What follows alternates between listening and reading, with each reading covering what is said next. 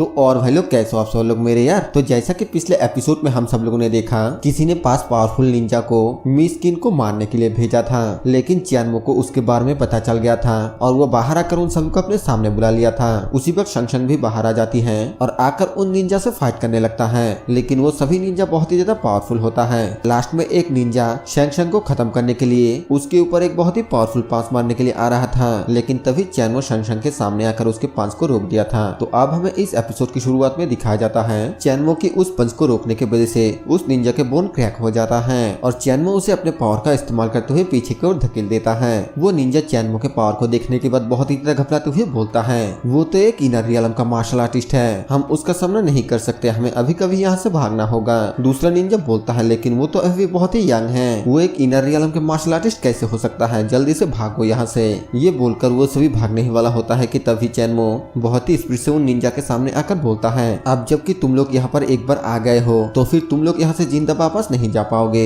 ये बोलकर चैनमो तुरंत ही उनमें से 3 निंजा को जान से मार देता है। ये देखकर बाकी के 2 निंजा बहुत ही ज्यादा हैरान हो जाता है, लेकिन तभी चैनमो फिर से अचानक उन दोनों के पीछे आ जाता है, जिसके बाद वो उनमें से एक को वहाँ पर जान से मार देता है और एक को पीट पीट के बहुत ही बुरा हालत कर देता है। वो निंजा जो कि अभी भी जिंदा है, वो चैनमो से पूछता है, आखिरकार तुम कौन हो और तुम यान फैमिली के बिजनेस में क्यों पड़ रहे हो। चैनमो बोलता है, मुझे तुम्हें समझाने की कोई भी जरूरत नहीं है कि मैं कौन हूँ और यहाँ पर क्या कर रहा हूँ, चलो मुझे बताओ आखिरकार तुम लोगों को यहाँ पर किसने भेजा है। लेकिन वो निंजा चैनमो को कुछ भी ना बताकर पॉइजन पीकर वहीं पे अपना जान दे देता है। ये देखकर चैनमो भी थोड़ा हैरान हो जाता है और फिर वो शंगशंग से पूछता है, आखिरकार वो कौन है जो तुम लोगों को मारना चाहता है, यहाँ तक कि इसके लिए इतने सारे पैसे खर्च करके किलर को भी हायर करने के लिए तैयार है। शंगशंग बोलती है, मुझे नहीं पता, यहाँ पर बहुत सारे लोग हैं जो मिस को नुकसान पहुँचाना चाहता है। ये सुनने के बाद चैनमो घर के अंदर जाने लगता है और तभी शंगशंग पीछे से बोलते हैं, लेकिन इन डेड बॉडी का क्या ये यही पड़े रहेंगे। चैनमो बोलता है, तुम्हें चिंता करने की कोई भी जरूरत नहीं है, कोई यहाँ पर सफाई करने के लिए आ जाएगा।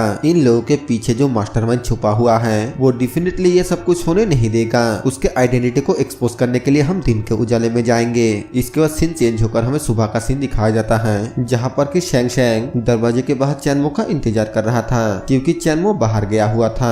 तभी मिस किन भी नींद से जग जाती है और वो बाहर आकर शंगशंग को वहाँ पर देखकर उससे पूछती है, शंगशंग तुम्हारा चेहरा ऐसा क्यों दिखाई दे रही है, क्या तुम्हारी नींद अच्छे से पूरी नहीं हुई। शंगशंग बोलती है, मैं ठीक हूँ, शायद ये ठंड की वजह से हुआ है, कुछ दिनों के बाद ये बिल्कुल ठीक हो जाएगा। उसी वक्त चैनमो वहाँ पर आते हुए बोलता है, मैंने ब्रेकफास्ट खरीद लिया है, तुम लोग खा सकते हो। फिर चैनमो शंगशंग को एक पिल देता है, ये वही पिल होता है जो कि पिछली बार चैनमो ने बनाया था। वो शंगशंग को वो पिल देते हुए बोलता है, तुम ये पिल खा लो, ये तुम्हारे लिए बिल्कुल अच्छा है। शंगशंग भी शुक्रिया बोलकर उस पिल को ले लेता है, लेकिन मिस किन थोड़ा हैरान होती है क्योंकि शंगशंग चैनमो से इतने अच्छे से पेश आ रही है, इसीलिए। फिर चैनमो टेबल पे खाना रखते हुए बोलता है, मुझे थोड़ा बाहर जाना है तो तुम लोग यहाँ पर आराम से रहना। लेकिन तभी शंगशंग बोलती है, जरा रुको, मिस को भी अपने साथ ले जाओ। जो सुनकर मिस किन शंगशंग से पूछती है, आखिरकार मुझे उसके साथ क्यों जाना चाहिए। शंगशंग बोलती है, क्योंकि मैं बिल्कुल भी अच्छा फील नहीं कर रही हूँ, शायद मैं आपको प्रोटेक्ट नहीं कर पाऊंगी, चैनमो को ही आपकी प्रोटेक्ट करने दीजिए। मिस किन हैरानी के साथ पूछती है, क्या तुम ये कह रहे हो। शंगशंग बोलती है, हाँ मिस, आप मेरे बात को मान लीजिए। मिस किन बोलती है, हाँ ठीक है, मैं उसके साथ जाती हूँ। चैनमो अपने मन में सोचते हुए बोलता है, मैं अपने काम करने के लिए बाहर जाना चाहता हूँ, अगर वो मेरे साथ जाएगी तो फिर मुसीबत तो जरूर होगा। इसके बाद यहाँ से सीन चेंज होता है और हमें उसी ओल्ड मैन को दिखाया जाता है जो कि चैनमो का डिसाइबल है। वो चैनमो के साथ मिस किन को देखने के बाद बोलता है, मास्टर क्या ये ब्यूटीफुल लेडी आपके वाइफ है। हमें दिखाया जाता है कि इस बात से चैनमो को एक जोरदार झटका लगता है और वो पानी पी रहा था तो अपने मुंह से सारा पानी थूक देता है।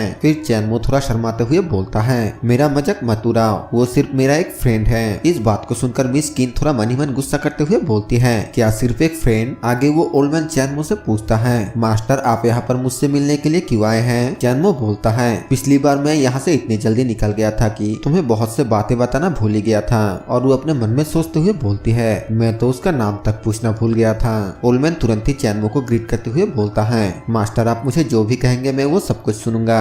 ओल्ड मैन को ग्रीट करते हुए देखकर मिस किन मन ही मन सोचते हुए बोलती है, एक ओल्ड मैन एक टीनेजर को ग्रीट कर रहा है, ये तो बहुत ही ज्यादा अजीब है। फिर वो वहाँ से जाते हुए बोलती है, तुम लोग यहाँ पर बातें करो, मैं थोड़ा चारों ओर घूम कर देख कर आती हूँ। मिस किन के यहाँ से जाने के बाद चैनमो ओल्ड मैन से पूछता है, आखिरकार तुम्हारा नाम क्या है। ओल्ड मैन बोलता है, मास्टर मैं अपने 11 साल की उम्र में ताओ ताओइस्ट टेम्पल में एंटर किया था और मेरा ताओइस्ट नाम चेन सोंग जी है। चैनमो बोलता है चेन सोंग जी, तो फिर ठीक है, मैं आपसे तुम्हें इसी नाम से बुलाऊंगा। फिर वो अपने पास से एक बुक को बाहर निकलकर ओल्ड मैन को देते हुए बोलता है, ये स्पेशली तुम्हारे लिए बनाया गया कुछ बेसिक ट्रेडिंग मेथड है। अगर तुम 3 दिनों के अंदर QI बॉडी के फर्स्ट लेवल पर पहुंच सकते हो तो फिर मैं तुम्हें ऑफिशियली अपना डिसेबल बना लूंगा। बुक को लेकर सोंग जी बहुत ही ज्यादा खुश हो जाता है और चैनमो को फिर से ग्रीट करते हुए बोलता है, आपका बहुत बहुत शुक्रिया मास्टर। फिर तभी चैनमो अपने पूरे स्पिरिचुअल ऑरा को रिलीज करते हुए ओल्ड मैन सोंग जी को धमकाते हुए बोलता है, अगर मेरी ये मार्शल आर्ट के टेक्निक किसी और के हाथों लगा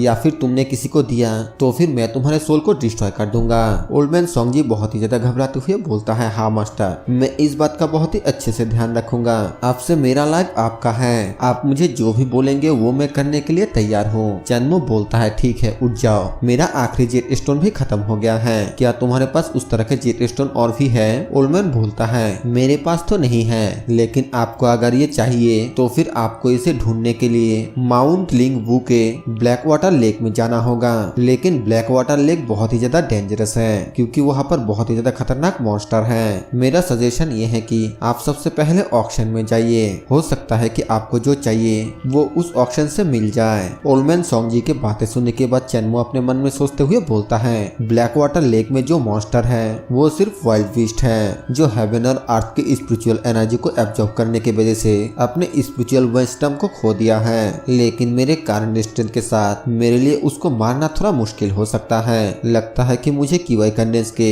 सेकेंड लेवल पे पहुंचने तक का इंतजार करना होगा। फिर चैनमो ओल्ड मैन सोंग जी को बोलता है, तो फिर ठीक है, तुम जितने जल्दी हो सके ऑक्शन में जाने के लिए समय निकालो।